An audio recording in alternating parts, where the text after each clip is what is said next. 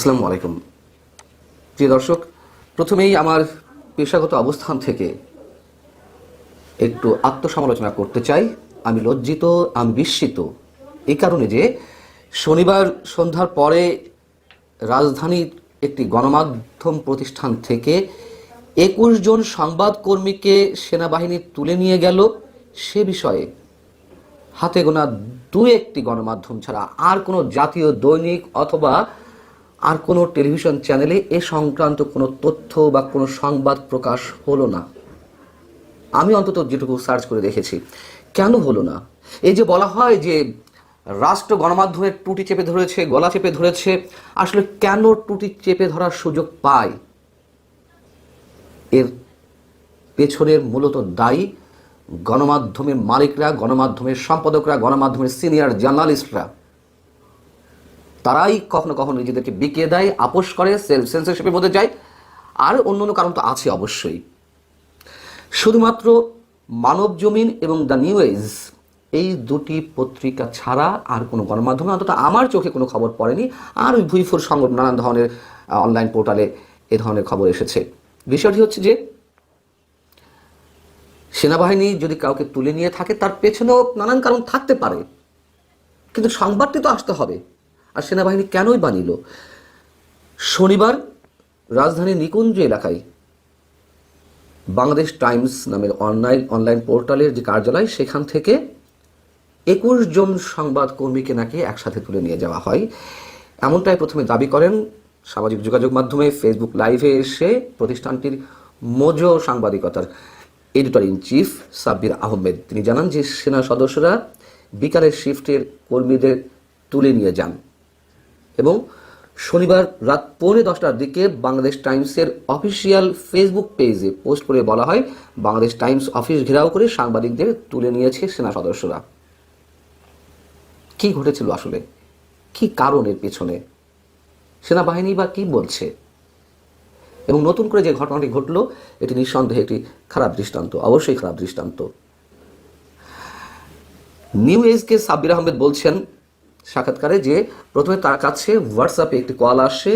যিনি কল দিয়েছেন তার পরিচয় বলা হয় যে উত্তরা আর্মি ক্যাম্প থেকে তিনি কথা বলছেন। তাকে বলা হয় যে শুক্রবার ইনকলাব মঞ্চের বিক্ষোভ কর্মসূচি চলাকালীন সময়ে একজন বিক্ষোভকারীর বক্তব্য সম্প্রচার করা হয়েছে লাইভে, বাংলাদেশ টাইমসের ফেসবুক লাইভ বা ডিজিটাল প্ল্যাটফর্মে, যেখানে ওই ব্যক্তি সেনাবাহিনীর বিরুদ্ধে বিভিন্ন ধরনের কথা বলছিল, অপপ্রচার চলছিল। ঠিক আছে, অবশ্যই অপপ্রচার চললে বা বললে আমাদের তো নিশ্চয়ই সংবাদ পরিবেশনের ক্ষেত্রে দায়িত্বশীলতার পরিচয় দিতে হবে, বেশ ভালো কথা। এই বিষয়টি অন্তত এই মুহূর্তে একটু নোট করে রাখুন, আমি এই বিষয়ে আসছি। বাংলাদেশ টাইমসের আরেকজন সাংবাদিক তিনি মানবজমিনকে বলছেন শুক্রবার দুপুরে রাজধানীর ইন্টারকন্টিনেন্টাল মোড়ে ইনকলাব মঞ্চের মুখপাত্র ওসমান হাদি হত্যাকাণ্ডের বিচারের দাবিতে চলা আন্দোলনের সময় আন্দোলনকারীদের একজন সেনাবাহিনীকে নিয়ে মন্তব্য করেন, যা প্রচার করে বাংলাদেশ টাইমস। এটিকে কেন্দ্র করেই হয়তো সাংবাদিকদের নেওয়া হয়ে থাকতে পারে। এবং মানবজমিনকে সেনা ক্যাম্পের দায়িত্বরত মেজর ফরাদ তিনি যে বক্তব্য দিয়েছেন, তিনি বলছেন যে আমরা জিজ্ঞাসাবাদের জন্য বাংলাদেশ টাইমসের কয়েকজন সংবাদকর্মীকে ক্যাম্পে নিয়ে এসেছি। জিজ্ঞাসাবাদ শেষে কয়েকজনকে ছেড়ে দেওয়া হয়েছে, এখনও কয়েকজনকে জিজ্ঞাসাবাদ চলছে, তাদেরকেও পর্যায়ক্রমে ছেড়ে দেওয়া হবে। মানবজমিন নিচে যেটি মন্তব্য করেছে যে কী কারণে তাদেরকে নিয়ে যাওয়া হয়েছে সেনা ক্যাম্পে, সেই প্রশ্নের জবাবে মেজর ফরহাদ বলেছেন যে এই বিষয়ে পরে জানানো হবে। এবং নিউ এজ যেটি আবার বলছে যে আন্তঃবাহিনী জনসংযোগ পরিদপ্তর ISPR থেকে জানানো হয়েছে টাইমস অফ বাংলাদেশে একটি গুজব প্রচারকে কেন্দ্র করে প্রতিষ্ঠানটির সাংবাদিকদের সাথে আলোচনা করতে তাদেরকে চা এবং স্ন্যাক্সের দাওয়াত দেওয়া হয়েছিল। সব ঠিক আছে। প্রশ্ন হচ্ছে যে আলোচনা করতেই পারে, নানান ধরনের প্রশ্ন থাকতেই পারে, অবশ্যই থাকতে পারে, কিন্তু এইভাবে কেন? স্ন্যাক্স এবং চা খাওয়ার জন্য যদি দাওয়াত দেওয়া হয়ে থাকে তাহলে সেই প্রতিষ্ঠানের সংশ্লিষ্ট প্রতিষ্ঠানের যিনি দায়িত্বশীল ব্যক্তি তার নেতৃত্ব অন্য সাংবাদিকরাও যেতে পারেন। কিন্তু প্রতিষ্ঠানে এসে কেন সেনা সদস্যরা সংবাদকর্মীদের তুলে নিয়ে যাবেন? এবং সবচেয়ে গুরুতর প্রশ্ন হচ্ছে যে আসলে কোন অভিযোগের ভিত্তিতে তাদেরকে তুলে নিয়ে যাওয়া হয়েছে? ISPR যেটি জানিয়েছে যদি তাই হয়ে থাকে তাহলে যে ফোনটি দেওয়া হলো প্রথমে, সেই ফোনের মাধ্যমে সতর্ক করে দেওয়াটাই কি যথেষ্ট ছিল না? এভাবে বাংলাদেশ টাইমসের দাবি অনুযায়ী যে 21 জন সাংবাদিককে তুলে নিয়ে যাওয়া হলো সেনা ক্যাম্পে,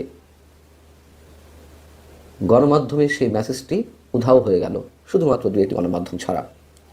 এবং এই যে দীর্ঘ সময় বা অল্প সময়, 1 ঘন্টা হোক আর 3 ঘন্টা হোক, তারা যে যে সংবাদকর্মীরা সেনা ক্যাম্পে অবস্থান করছিলেন, তাদের পরিবারের কাছে খবরটি চলে গেছে। সেই পরিবারের সদস্যরা কি পরিমাণ শ্বাসরুদ্ধকর অবস্থায় কাটিয়েছেন এই সময়টি, এর জবাবটি কে দিবেন? এবং নিঃসন্দেহে নির্বাচনের আগে এই ধরনের একটি দৃষ্টান্ত স্থাপিত হওয়ায় আমি নিশ্চিত অন্যান্য গণমাধ্যম কর্মীদের ভেতরে একটা আতঙ্কের সৃষ্টি হয়েছে। কিন্তু কেন এই ঘটনাটি ঘটতে দেওয়া হলো? সেনাবাহিনীর মধ্যেও কি বিশেষ কোনো চক্র সেনাবাহিনীকে বিতর্কিত করতে এই বিষয়টি ঘটিয়েছে? এইভাবে তো হওয়ার কথা না যে এতজন সংবাদকর্মীকে একসাথে তুলে নিয়ে যাওয়া হবে।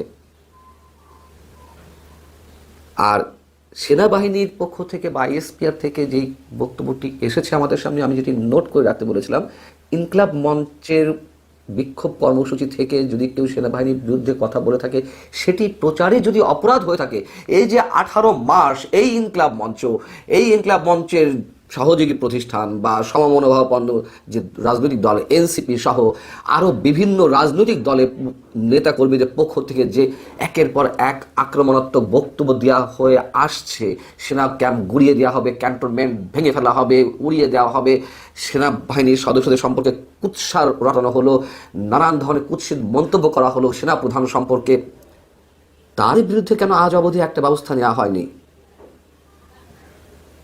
আরও বিভিন্ন পর্যায়ের মানুষরা তো এই বিষয়গুলো নিন্দা জানিয়ে আসছেন। পাশাপাশি আমি অসংখ্যবার, আপনারা সার্চ করে দেখুন, আমি অসংখ্যবার এই বিষয়গুলোর বিরুদ্ধে বলেছি সেনাবাহিনীর দুর্বলতা কোথায়, কেন সেনাবাহিনীর যে গার্ডস, যেই তাদের যে ভাবমূর্তি, এইগুলো কেন মাটির সাথে মিশিয়ে দেওয়ার সুযোগ করে দেওয়া হচ্ছে? সেনাবাহিনী তাদের কাউকে কিছু বলতে পারে না, যারা বলছে, যারা অপরাধী। আর প্রচার করাটাই সমস্যা, ধরে না প্রচার করার সমস্যা, কিন্তু তার আগে কিছু করা হয়নি কেন? আমি যুক্তির ক্ষেত্রে তর্কের ক্ষেত্রে বলছি যে প্রচার করাটা যদি সমস্যা হয়ে থাকে। এবং সেনাবাহিনী নিঃসন্দেহে, সেনাবাহিনীকে যেটি বললাম যে কোনো বিশেষ প্রতিষ্ঠানের পক্ষ থেকে যেভাবে বিতর্কিত করা হয়েছে, আমরা চাইনি এইভাবে সেনাবাহিনীকে বিতর্কিত করা হোক।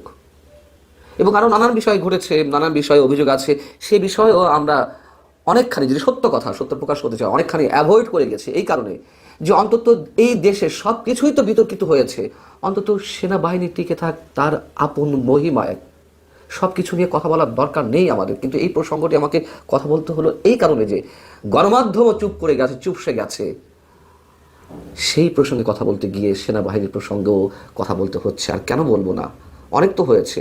সেনাবাহিনী নিজেকে কেন এত বেশি বিতর্কিত করবে, এই প্রশ্নগুলো তো উঠতো না যদি এর আগে এই ধরনের বক্তব্যের বিরোধিতা বা কোনো ধরনের অ্যাকশন নেওয়া হতো সেনাবাহিনীর পক্ষ থেকে। আর দেখুন, আরও একটি কথা স্পষ্ট করে বলি, দেশের নিঃসন্দেহে বড় দুটি প্রতিষ্ঠান, প্রথম আলো এবং ডেইলি স্টার। প্রথম আলোর পক্ষ থেকে জাতীয় ঐক্যের ডাক দেওয়া হয় সাংবাদিকদের মধ্য থেকে গণমাধ্যমের স্বাধীনতার জন্য। কিন্তু এই ডেইলি স্টার প্রথম আলোর উপরে যখন চরম আঘাতটি এলো, এর নিন্দা তো আমরা সবাই জানিয়েছি। কিন্তু এর আগে যা ঘটেছে গণমাধ্যমের উপরে, বিভিন্ন ধরনের হামলা, সাংবাদিকদের উপর নির্যাতন, কতটা সোচ্চার ছিল প্রথম আলো ডেইলি স্টার? হয়তো কোনো ক্ষেত্রে রিপোর্ট করেছে, আমাকে যে আটক করা হলো সেক্ষেত্রে হয়তো রিপোর্ট করেছে, সাংবাদিক আনিস আলমগীরকে আটকে রাখা হয়েছে, রিপোর্ট করেছে। কিন্তু যতটা সোচ্চার তারা হলেন নিজেদের উপরে আক্রমণের ক্ষেত্রে, আর সব ক্ষেত্রে কেন এমনটি দেখা যায় না?